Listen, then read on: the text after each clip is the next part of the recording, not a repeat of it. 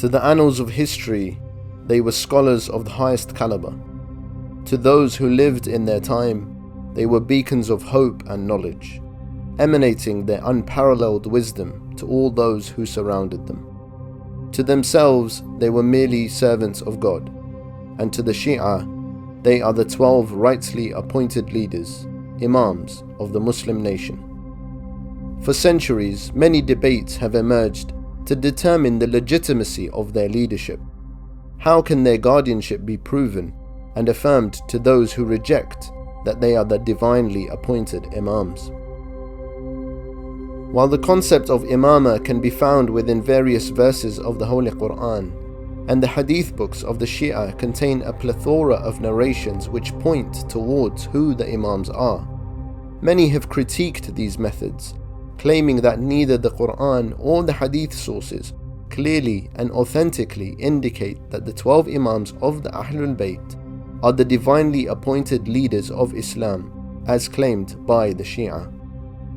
In this documentary, we utilize a unique method, using rational deduction, the law of probability, as well as sources other than that of the Shi'i school, to prove that the 12 Imams from the progeny of the Prophet Mohammed, whom the Shi'a attribute as his rightful successors and guides, are indeed the Caliphs that the Holy Prophet referred to in the famous Hadith of the 12 Khulafa, where he states, "After me there will be 12 Caliphs, all of whom are from Quraysh."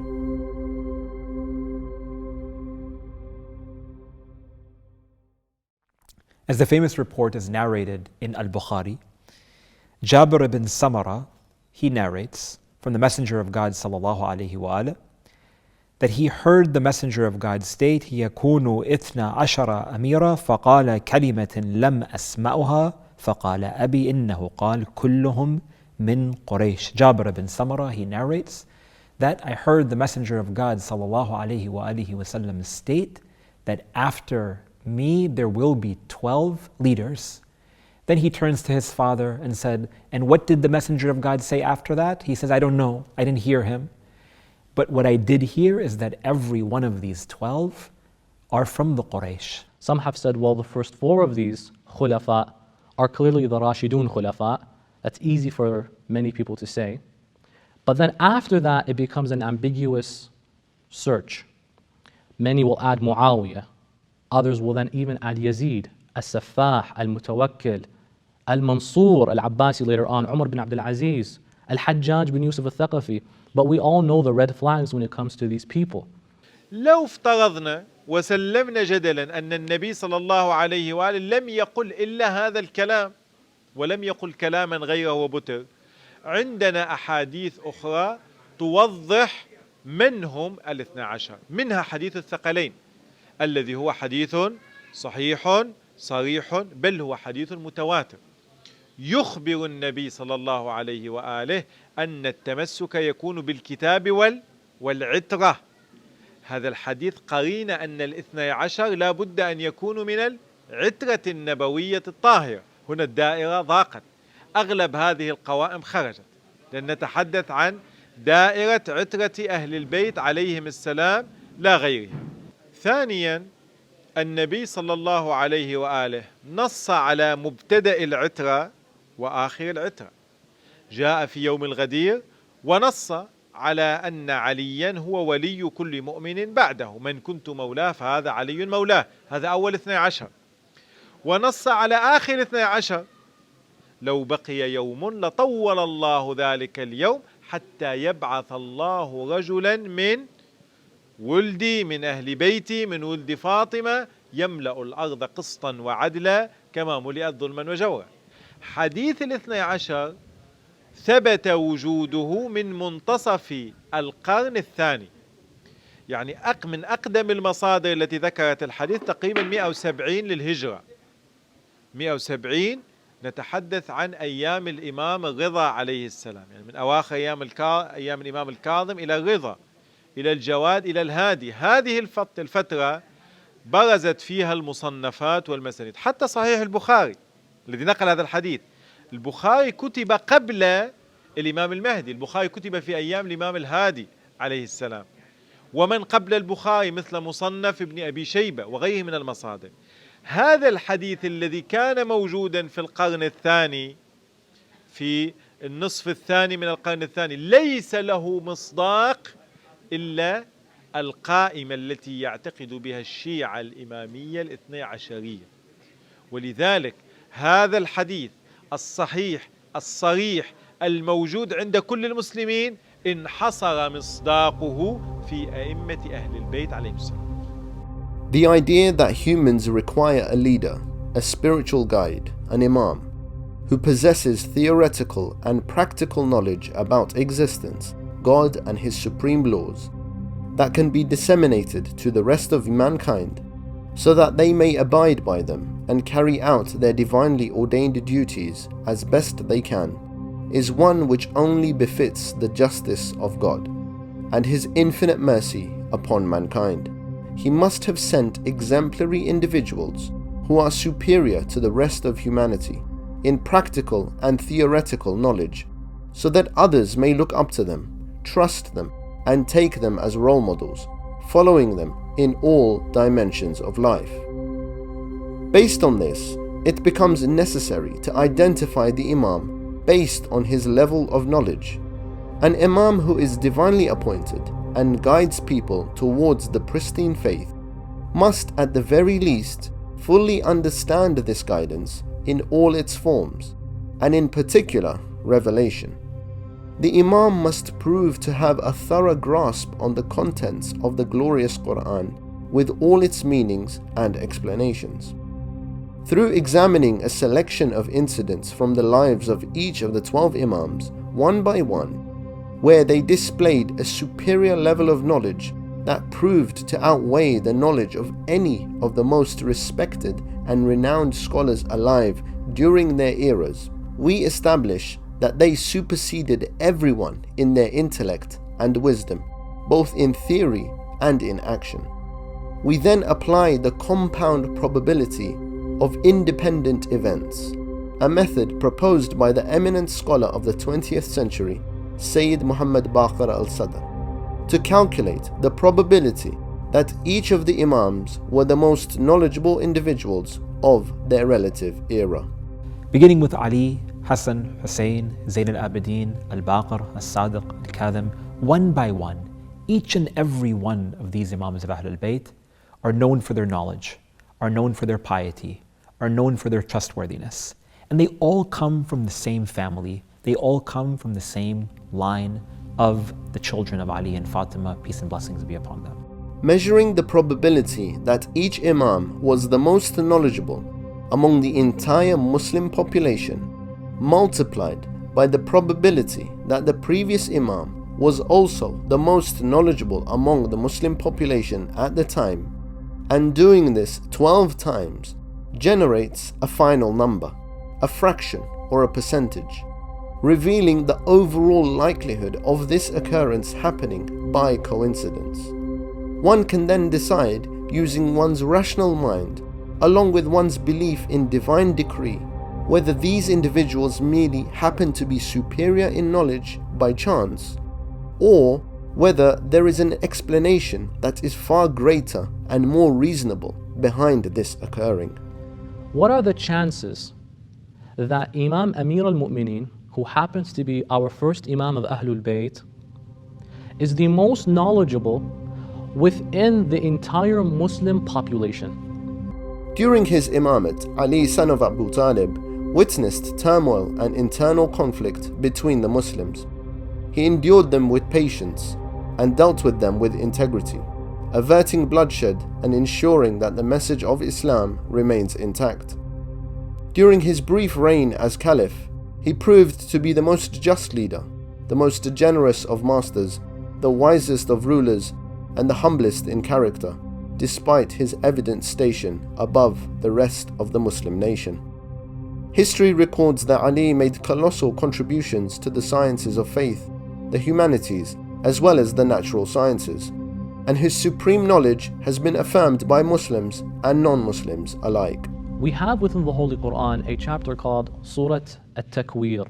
And in this chapter, Allah subhanahu wa ta'ala swears upon many amazing events. Then Allah subhanahu wa ta'ala in the ayat of 15 and 16 onwards begins to swear upon something that Imam Ali ibn Abi Talib adds detail to, which completes the picture of what Allah is swearing by.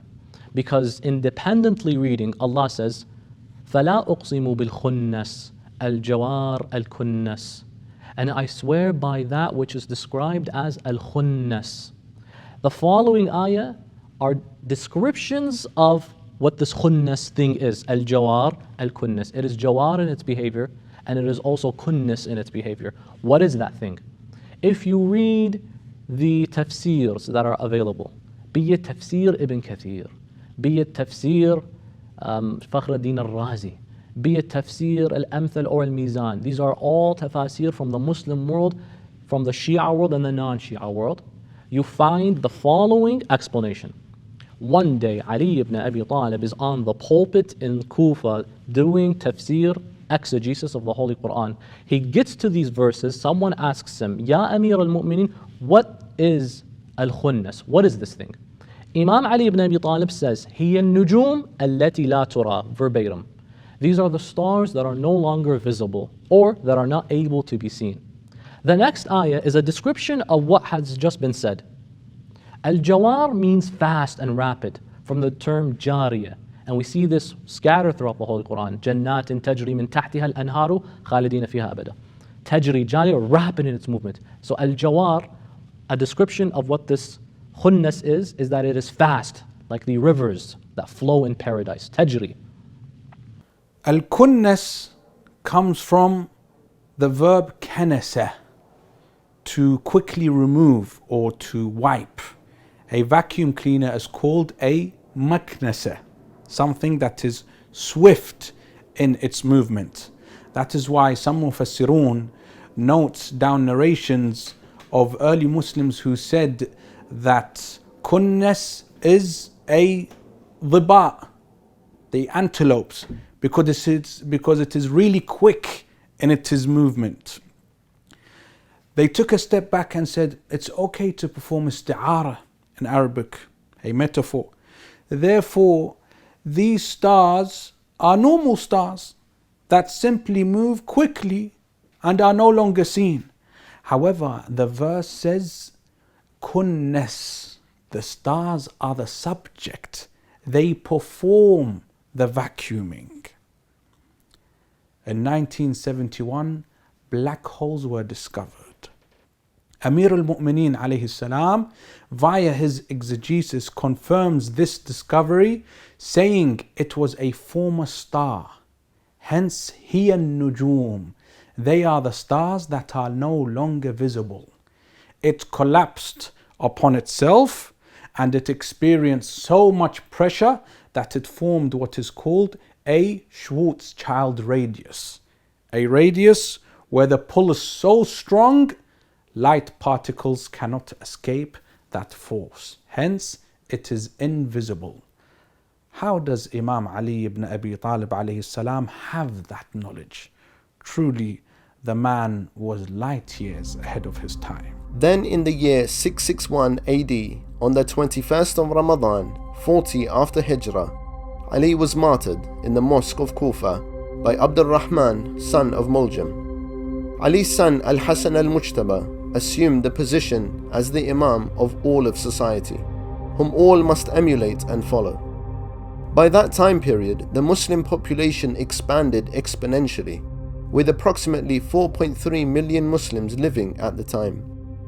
In Sunan Ibn Majah, the Holy Prophet is reported to have said regarding Al-Hasan that he is the master of the youth of paradise. Imam Hassan would often be approached by many distinguished thinkers, both Muslim and non-Muslim, who sought answers to their difficult queries. A delegation from the Roman Empire once approached Muawiyah, son of Abu Sufyan, with a set of questions that they deemed very difficult to answer, challenging him in his position as Caliph, or God's representative on earth.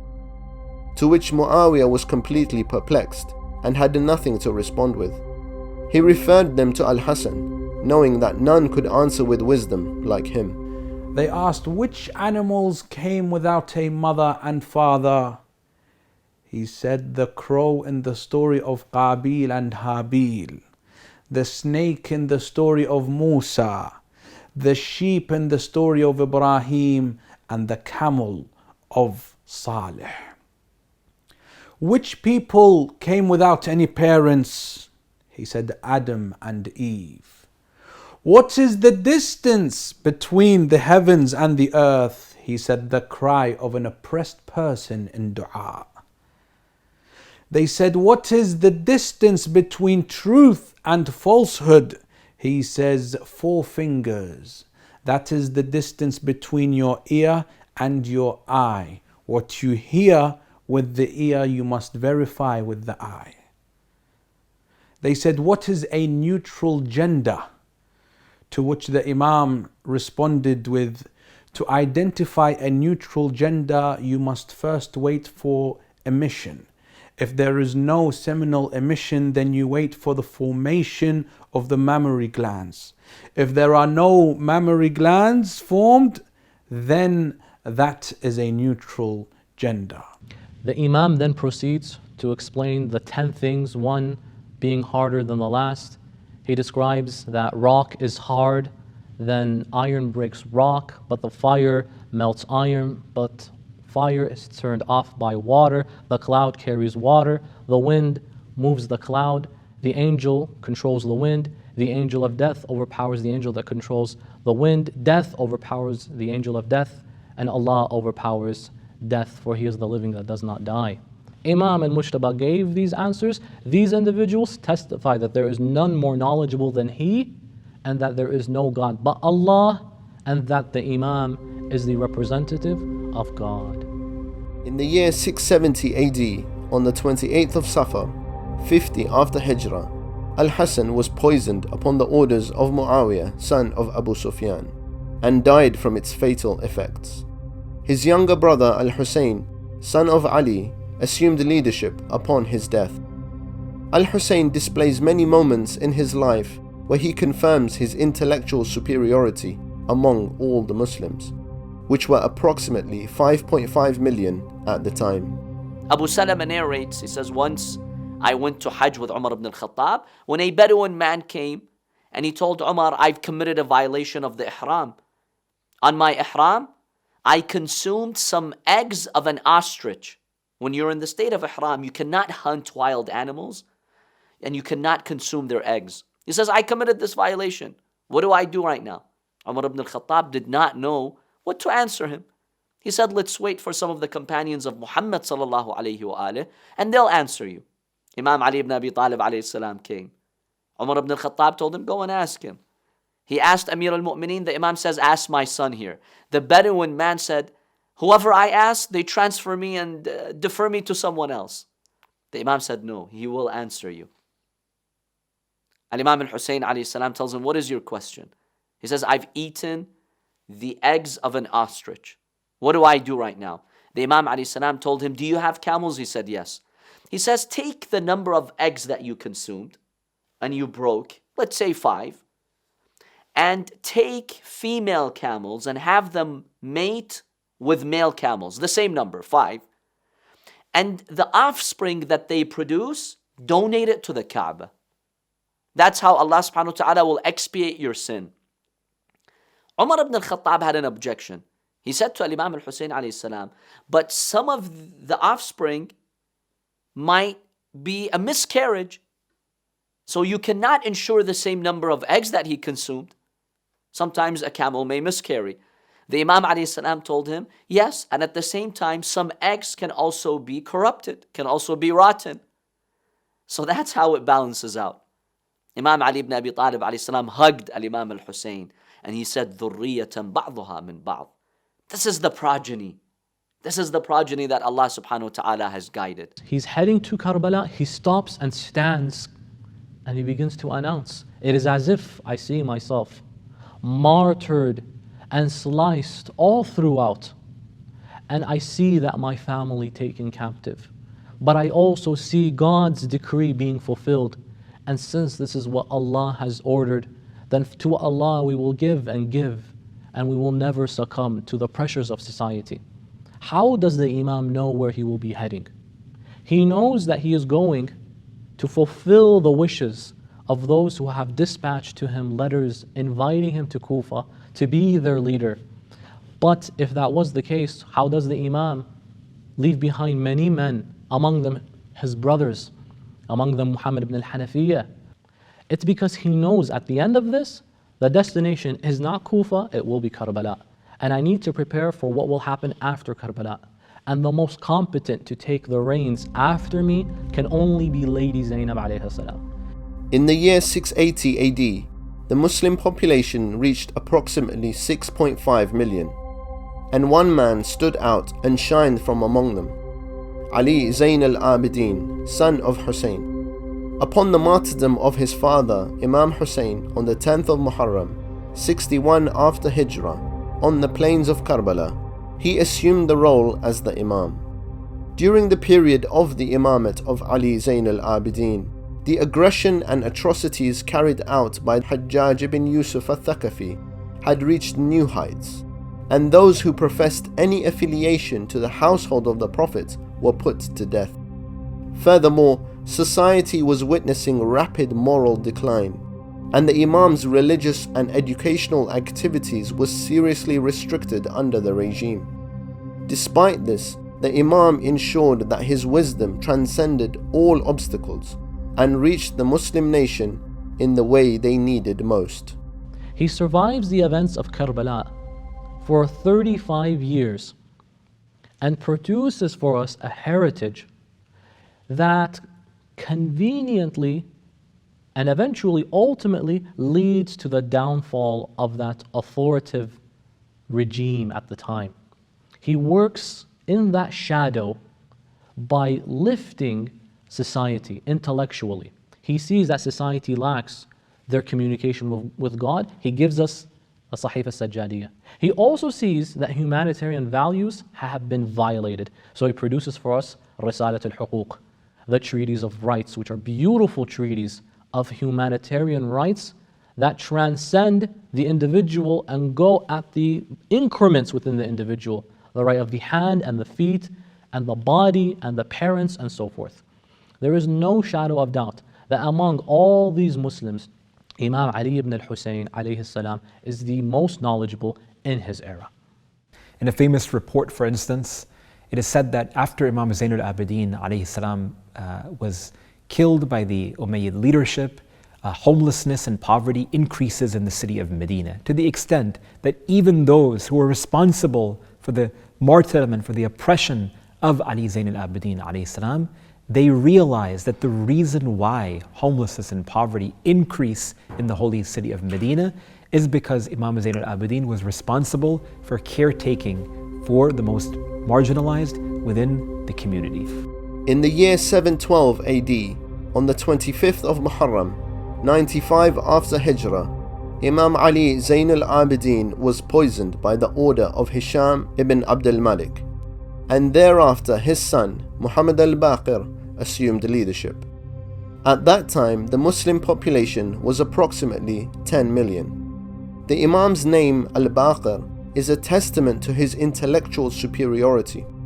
Al-Baqir was a title first granted to him by the Prophet Muhammad, peace be upon him, as were all the titles of the Imams of the Ahlulbayt. But his name was especially distinguished. In his circumstances, the Imam was able to demonstrate precisely why he was called Al-Baqir. It was said in his praise that he would split and dig into knowledge with such depths that he was able to observe one issue and divide it into multiple components. A Christian monk sent by Hisham ibn Abdul Malik approached Imam al-Baqir alayhi salam. He says to him, "I want to ask you a few questions." The Imam replied, "Go ahead." To which the man says, "But my questions are from both the Quran and the Bible." The Imam says, "By all means, go ahead." Which fast in history did Allah permit drinking and eating? The Imam replied, "The fast of Lady Maryam alayhi salam. She was only told to stay quiet. and the fast of Zakaria alayhi salam, who was told to also remain silent. The monk then asked, which moment in history was a quarter of humanity wiped out? Imam al-Baqir alayhi salam replied, when Habil was killed by his brother Qabil, there were 4 people, Prophet Adam, his wife Habil, and Qabil. Habil was killed by Qabil, there are 3 left, therefore a quarter of humanity was killed. He tells him, okay, I have a question for you. You Muslims claim that in heaven, people eat food, but they don't use the bathroom. They don't discharge anything. They don't defecate or urinate. Give me an example in this world, a tangible example that proves to me this point. I want something tangible in this world.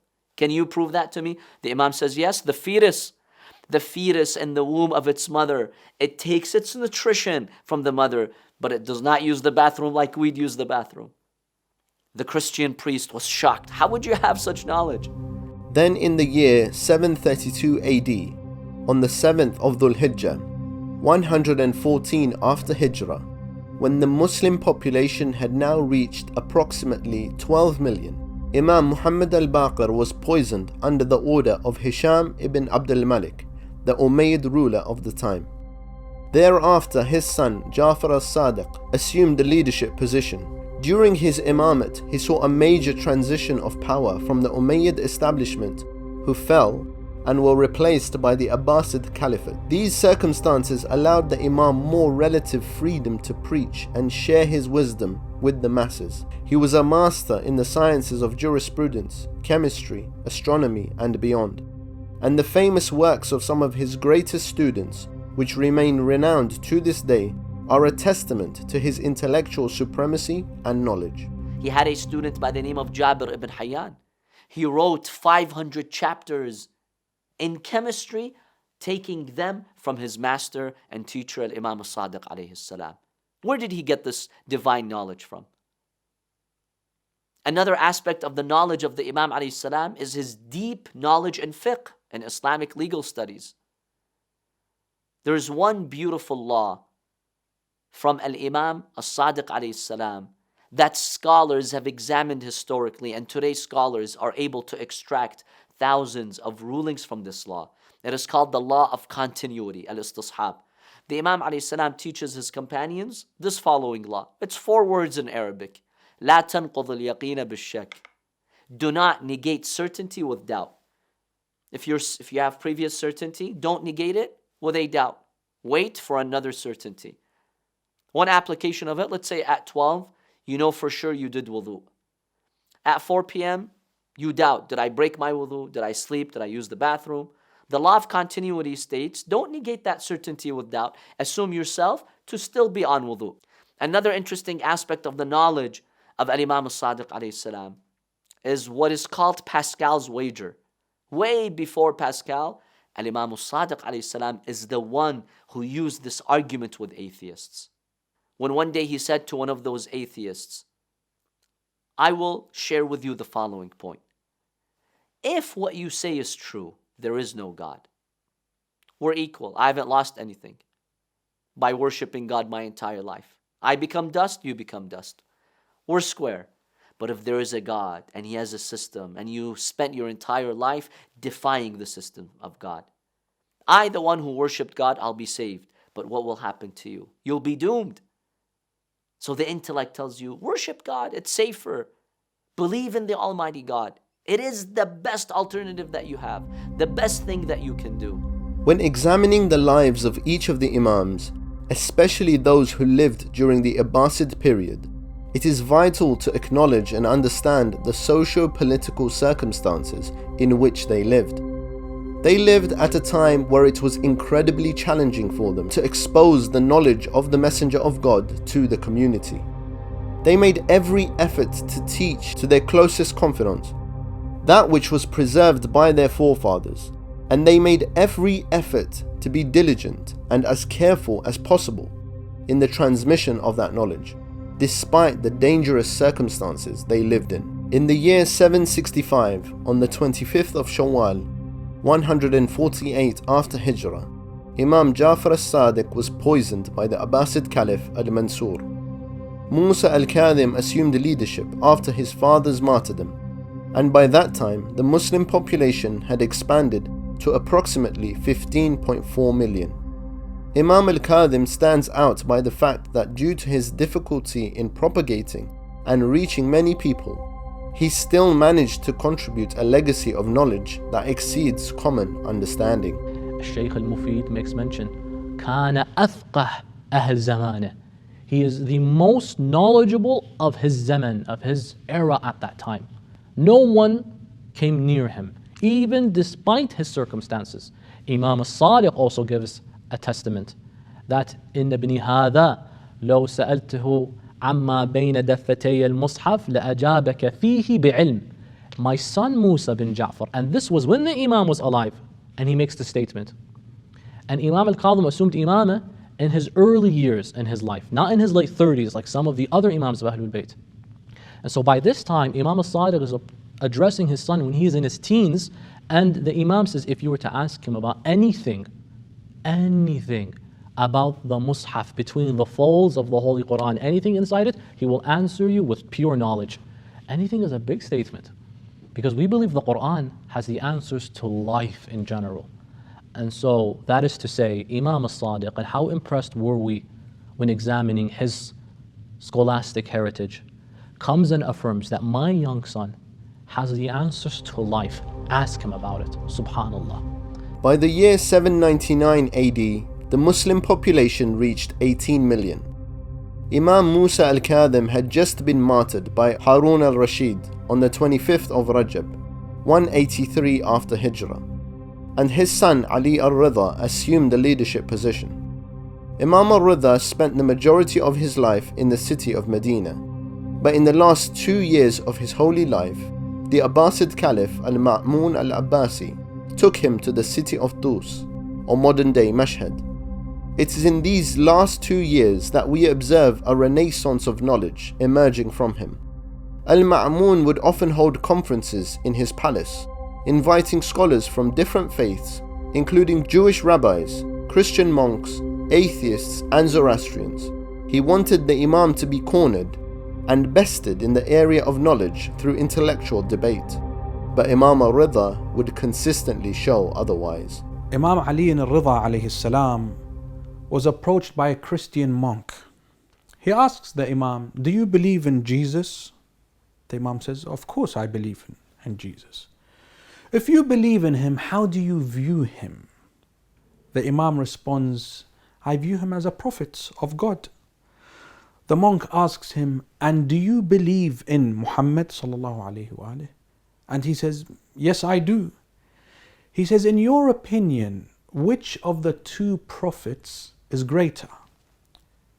The Imam responds, "Prophet Muhammad sallallahu alaihi wasallam is greater than Prophet Jesus, because he prayed and fasted more." The Christian monk said, "How dare you say anyone prayed and worshipped more than our Lord Jesus?" To which Imam al-Ridha replies, "If he is your Lord, tell me, who was he worshipping? Who was he praying towards?" The Christian monk said, "I cannot continue with this." The Jewish rabbi came, the high priest. He approached the Imam alayhi salam, and the Imam looked at the Jewish rabbi and said to him this, "Why do you refuse to follow Jesus and Muhammad? They are the continuations of the teachings of Musa, David, and Solomon, and Abraham." The Jewish rabbi said, "Because Musa had miracles." Imam al-Ridha said, "Well, Isa and Rasulullah had miracles as well. How about this? Could you tell me within the Torah what the following scripture says?" In Deuteronomy 33:2, the Imam references Deuteronomy, which is the teachings of Musa. These are the actual statements of the Prophet Moses. He references this verse that says, "And your Lord has revealed his manifestation on Mount Sinai." What is Allah talking about when He says this verse? The Jewish rabbi replied, God is referring to Moses because he was the one on Mount Sinai who God showed His manifestation to. And in the Arabic, وَتَجَلَّى رَبُّكَ عَلَى جَبَلِ سِينِي. The Imam said that's accurate. Deuteronomy 33:2, in this passage, refers to Moses. But could you tell me about the other two passages? And yes, this is available today in the modern Old Testament. The Imam continues reciting the verse, and your Lord showed His manifestation upon Mount Seir. Who is this person God showed His manifestation and came down upon on Mount Seir?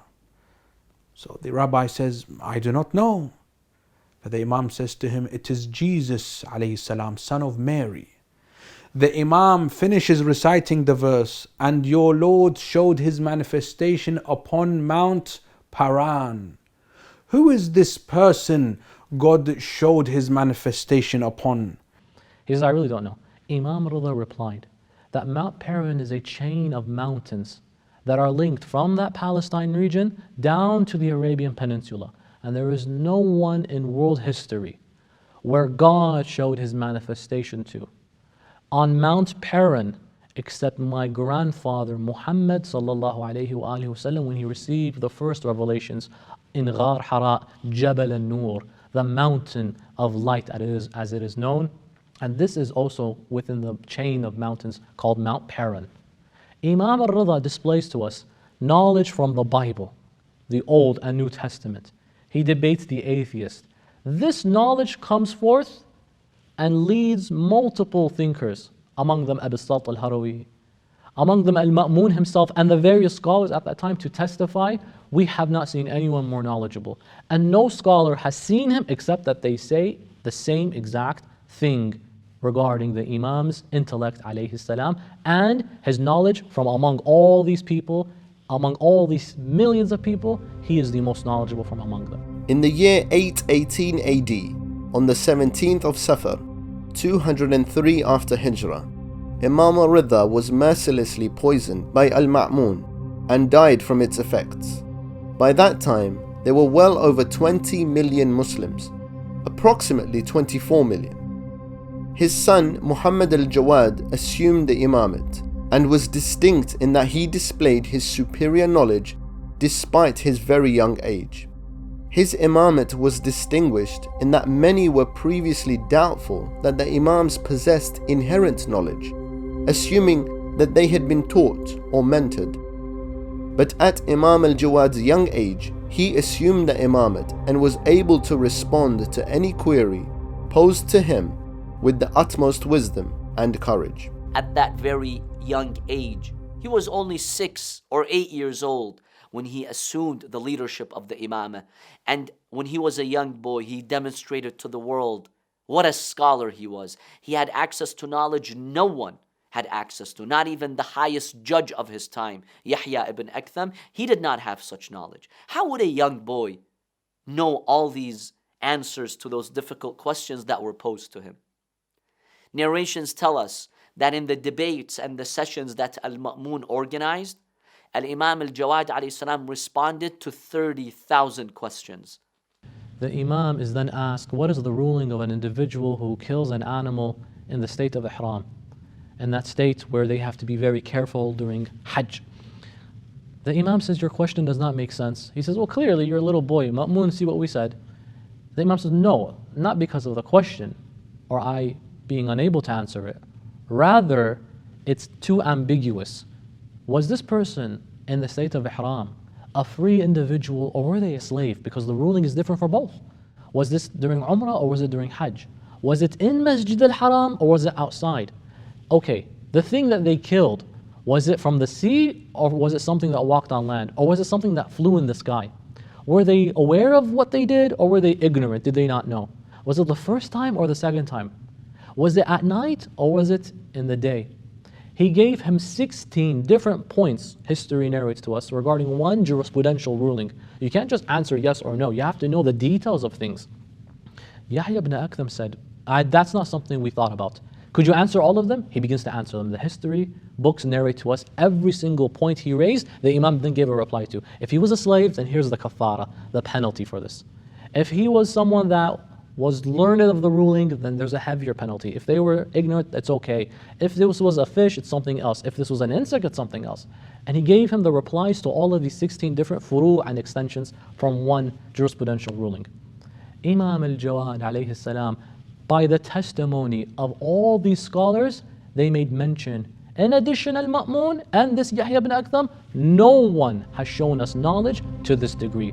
Following his martyrdom at the hands of Al-Mu'tasim in 835 AD, on the 29th of Dhul Qa'dah, 220 after Hijrah, Imam al-Jawad left behind a heritage of knowledge and wisdom manifested in his son Ali al-Hadi al-Naqi. Ali al-Hadi assumed this leadership position while there were 22 million Muslims present around that period.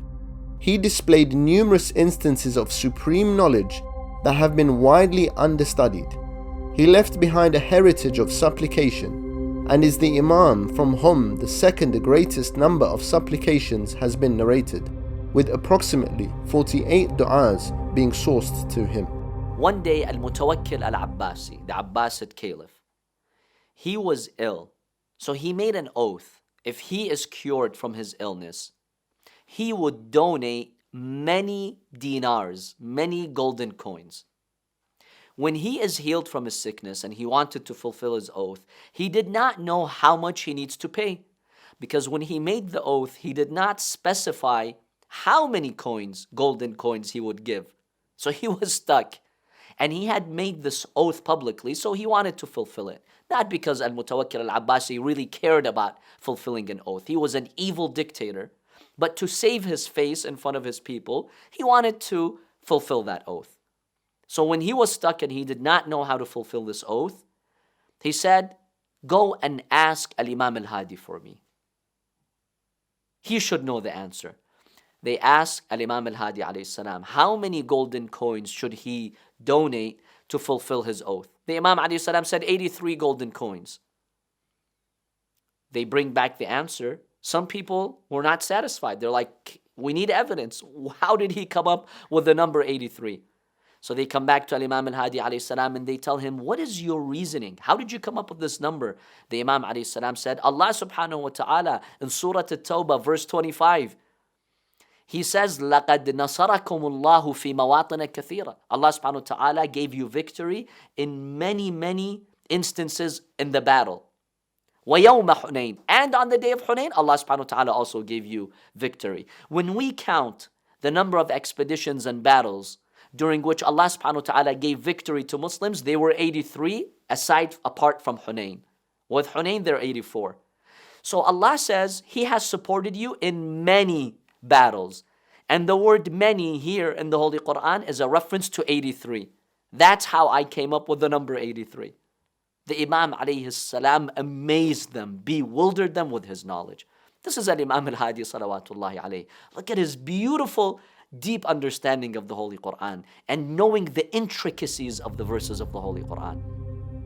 When Imam al-Hadi was martyred by the Abbasid Caliph al-Mu'taz in the year 868 AD, on the 26th of Jamad al-Thani, 254 after Hijrah, the Muslim population had reached about 26 million, and his son Imam Hassan al-Askari assumed the leadership position. He endured similar circumstances to that of his father. However, his situation was even more difficult, as throughout his time period, he witnessed various brutal Abbasid rulers, including Al-Mu'taz, Al-Muntasir, and Al-Mu'tamid, who later became responsible for his killing. There was a severe drought, no water at all. A Christian monk convinced the people, including the Muslims, whom all were suffering from lack of water, that he has the ability to make the sky rain. You Muslims are performing Salat al-Istisqa, yet there is no rain. He raised his hands to the sky and it began to rain. And this was a huge problem. And can you imagine the scene? Some Muslims left Islam because of what they just saw. Al-Mu'tamid ala Allah al-Abbasi, Abu al-Abbas Ahmad, he didn't know what to do as a caliph. فhe invited Imam Hassan ibn Ali al-Askari alayhi salam.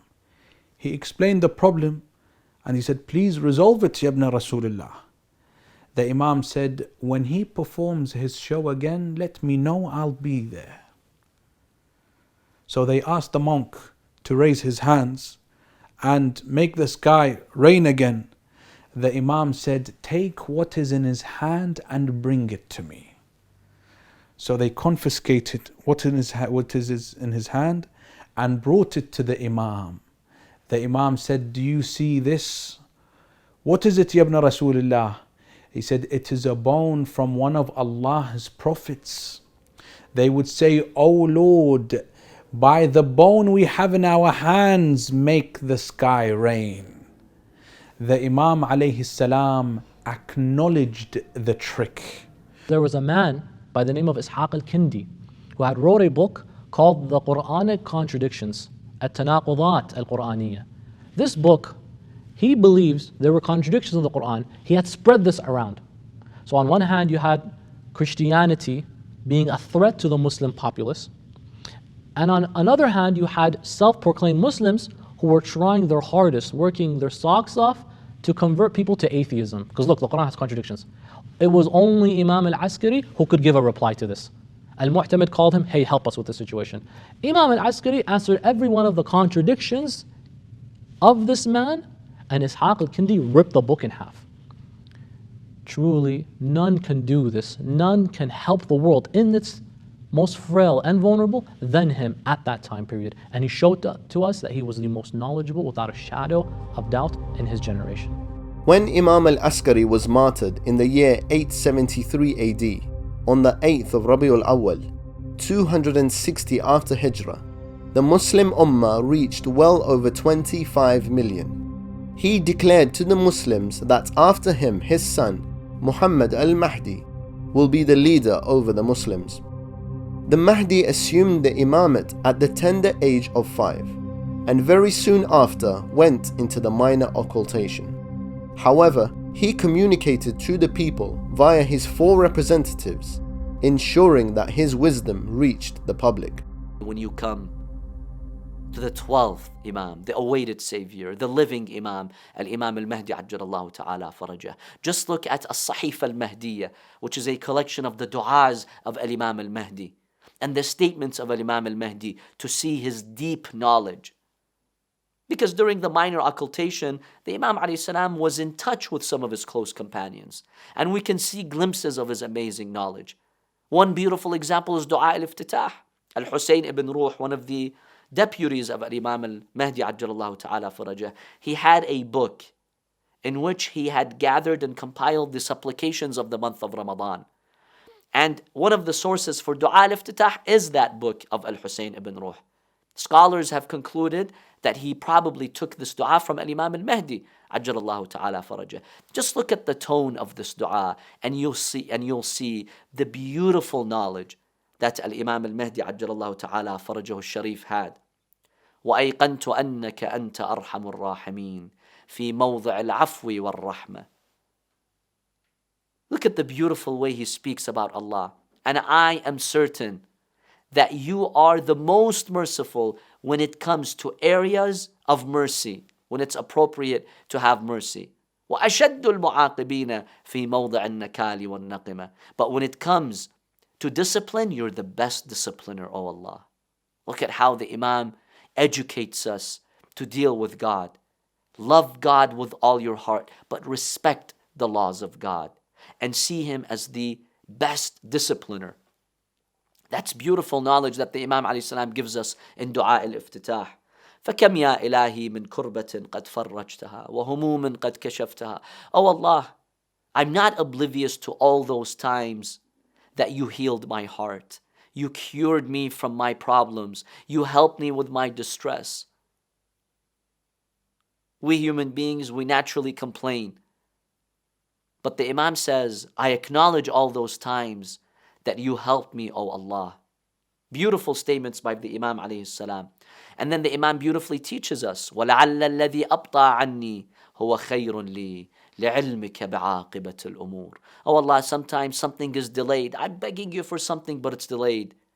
I understand and acknowledge that if it's delayed, it's better for me because, oh God, you are infinitely wise and knowledgeable. You see what I don't see. And you see the consequences of all actions, of all events, but I don't.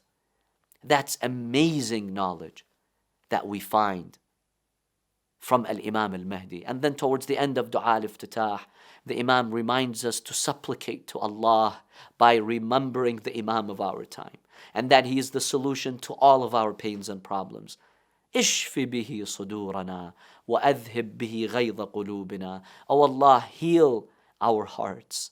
Remove all the vices and the evil from our hearts through the Imam of our time. Only an Imam is able to compose such words like that, who has divine knowledge from Allah subhanahu wa ta'ala. The 5 closest members of the Prophet's household require no evidence or justification to prove their station above the rest of the Muslims. For both the Shi'a and the Sunni accept that Ali, Hassan and Hussein are among the masters of the youth of paradise, as stated within Sunan ibn Majah. But historical records also point towards the superior knowledge and pristine character of the 9 Imams who followed them. In Sir A'lam al-Nubala by Imam Shams ad-Din al-Dhahabi, he writes regarding Imam Ali Zayn al-Abidin, he had an extraordinary majesty about him, and that befits him, and he was among a family of leaders. He was distinguished in his honor, his knowledge, his godliness, and had perfect intellect. In Bidayah wa Nihaya by Ibn Kathir, he records regarding Imam al-Baqir that he was a man of great knowledge, and he was among the great thinkers of this ummah, in knowledge, in action, in worship, and in honor. Again in Sir A'lam al-Nubala by Al-Dhahabi, Saleh ibn Abi al-Aswad says, I heard Ja'far ibn Muhammad say, ask me before you miss me, for no one will narrate to you after me the way I narrate to you. In Tarikh al-Islam by Al-Dhahabi, he records regarding Musa ibn Ja'far that he was righteous, knowledgeable, a worshipper, and godly. Again in A'lam al-Nubala by Al-Dhahabi, he wrote regarding Ali ibn Musa that he was of great knowledge, faith, and righteousness. In Minhaj al-Sunnah by Ibn Taymiyyah, he records that the greatest scholars of the Arab world challenged Imam al-Jawad in his knowledge and were defeated by him. In Shadrat al-Dhahab, it is recorded regarding Ali ibn Muhammad al-Hadi that he was a jurist, a leader, a worshipper, and one who taught the people lessons and jurisprudential rulings, and was pure in character. In Sir A'lam al-Nubala, Al-Dhahabi narrates regarding Hassan al-Askari that he shares the attributes of his forefathers, is a leader in knowledge, and is praiseworthy. And with regards to the Mahdi, there is no doubt that he is the 12th of the Khulafa. As Ibn Kathir narrates, Imam Mahdi is the last of the 12 Caliphs and will appear at the end of time. Upon studying the scholarly testimonies and the lives of each and every one of these Imams, history in addition has not recorded a single mistake, let alone sin. We come to the conclusion that yes, these are the most knowledgeable individuals to have ever existed, or at least, for historic arguments, the most knowledgeable individuals in their time period. What are the odds of that occurring? Where you have a phenomenon. The father is the most knowledgeable of all the Muslims, starting off with Imam Ali ibn Abi Talib. Of all the 1 million Muslims at his time, he is the number 1 most knowledgeable. Then, when he is martyred, his son is the most knowledgeable. But this time, the Muslim population is 4 million. Then Imam Hussein is the most. What is the chance of this occurring? Using the formula, the compound probability of each independent event, we take all the Imams of Ahlulbayt, one Imam over the Muslim population of their time, relative to their time, and we multiply that with the next Imam over the denominator, which is the Muslim population of their relative time. So 1 Imam Ali over 1 million Muslims times 1 Imam Hassan over 4 1.3 million Muslims times Imam Hussein over and so on and so forth, when we do the math on this, we get a number unconceivable. 1 over a number that many people haven't even heard about. Septenvigintillion. This is 1 followed by 86 or so zeros. The chances, subhanallah, of this phenomenon occurring 12 times in a row in a span of about 200 plus years of human history. You have better odds of walking outside your house and getting struck by lightning over a quadrillion times, or winning the largest and most complicated Powerball lottery, the mega Powerball they might call it, 10,000 times in a row. You have better odds of stepping outside and having a meteorite hit you over billions of times than this being a reality. It could still be all chance or coincidence, or just happen to be the case that the most knowledgeable in the Muslim world happens to also be my Imam. And the second happens to also be my second Imam. And the third happens to also be my third Imam. Or you can have a degree of respect to your intellect, because this small margin, this number that many people have never even heard about, this has no merit in study and research when analyzing the chances and odds of things, because it is never going to happen. Is the chance and ihtimal there? Yes.